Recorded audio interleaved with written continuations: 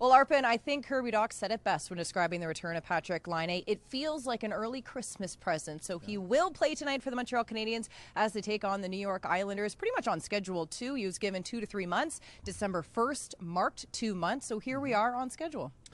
Yeah, which is a nice change for this organization. It's actually been since the beginning of last season, where most of the guys who have been injured, they gave a timeline and they respected it. And that's since the arrival of Jim Ramsey as a head athletic trainer. But obviously big news for the Canadiens, and as an early Christmas present, Marty St. Louis saying, you know, he doesn't expect the world of Patrik Laine. He's not going to fix everything, but this does come at the right time as a jolt of enthusiasm for a team that's really struggled to maintain any sort of consistency. You know, there have been some good moments. They're coming off one of their worst performances of the season in Boston, so getting a little jolt of enthusiasm and energy that Marty said you can't buy is probably well timed for this Canadiens team. 355 days since his last regular season game. So that conversation of expectations, and you asked him a really good question. How will he manage those expectations? He had an interesting response. Were you surprised by it? I mean, not really, based on who he is. You know, like, it's been sort of his thing so far over the course of his career, is keeping expectations on himself.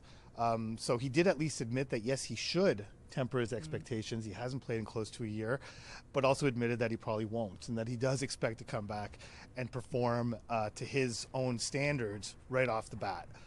I think it's going to take some time. Listen, we've seen with Kirby Dach this season what missing an entire year of action can do, how long it can take to find your game. But the excitement in this building to watch this guy play, you remember his first preseason game, the first time he touched the puck, the entire Bell Center swelled with anticipation, just waiting to see what he was going to do. Ultimately, he wound up giving the puck away at the offensive blue line, but still, it's something these fans have been waiting for. It's something Patrik Laine has been waiting for, and at least he's been watching games at the Bell Center and said, you know, you basically have to be dead to not get excited to play in this building. So we'll see what he looks like tonight.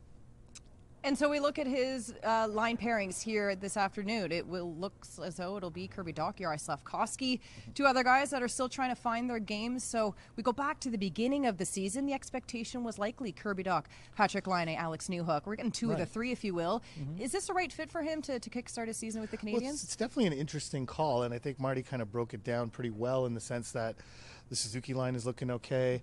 Dvorak, Anderson, Gallagher has been a consistent line for them. Evans, Heineman, and Armia has been good of late, so that leaves this combination, interesting combination. You have a first overall, a second overall, and a third overall pick on the same line.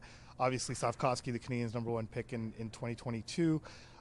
Laine was number 2 in 2016 after Austin Matthews, of course, and Dach number 3 in 2019. So they're all kind of the two guys who, the incumbents, if you will, Slavkovsky and Dach, are looking for their game still. It hasn't found that consistency. Now you add Laine, who's going to be entering that same process, and so Marty was pretty interesting, saying that they can help each other. They can help each other get through this, but maybe that infusion of talent and, like it or not, expectation on these guys can get something out of Dach and Slavkovsky as well, because they've been looking for it all season. Yeah, and Martin St. Louis kind of touched on the situation for Kirby Dach and the season he's having. He understands there's both a mental aspect to it and a physical aspect to get back to game day and game ready style of play. Do you expect that to be there as well for Patrik Laine? The physical mindset of going hard into the boards, getting your speed up to where it needs to be. Do you expect how long that leash timing. could be? The big thing is timing, and just knowing how to identify spots on the ice, especially for a guy whose bread and butter is shooting the puck. And like the one thing this team has needed for weeks now is shot volume, and Marty's talked about it endlessly, how we need to get more pucks to the net, we need to get more. Well, that's this guy's specialty, is Patrik Laine, but in order to do that, you need to find those areas, those soft areas of the ice where your teammates can find you.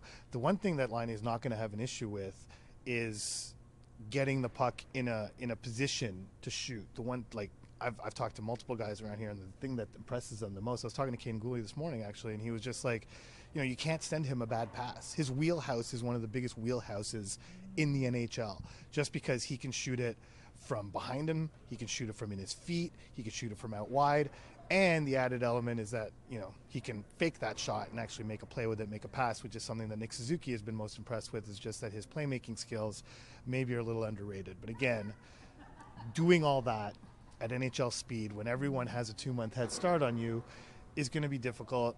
Whether Patrik Laine wants to accept it or not, it's probably going to take some time. We'll see what happens when the energy of the first game can sometimes compensate for that. We've seen that in the past.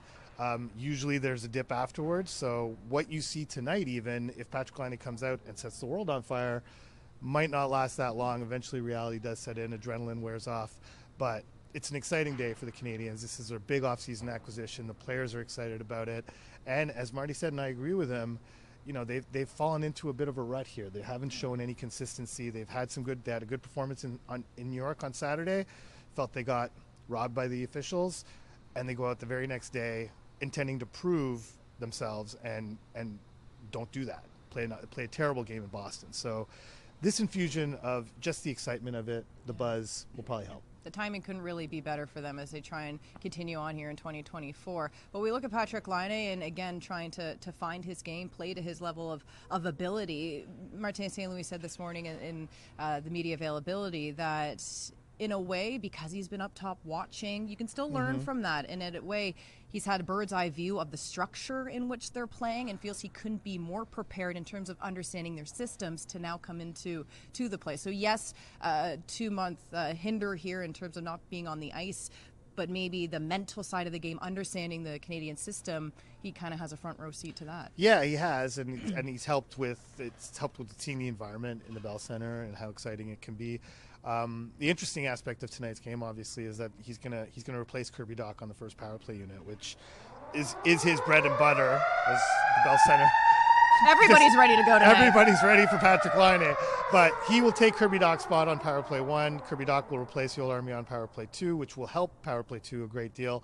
But Laine on that power play is probably, you have Cole Caulfield and Patrik Laine on a power play with a playmaker like Nick Suzuki, and Lane Hudson and or Mike Matheson, whoever is there tonight, should make that unit better. Kirby Dach being on the second unit should make it better. And really, this is the first time that Martin St. Louis has had the team he thought he would have going into training camp. And that's a nice change of pace for him, not only this season, but since he's become coach of the Canadiens, he has never had a fully healthy bunch. They basically have that now.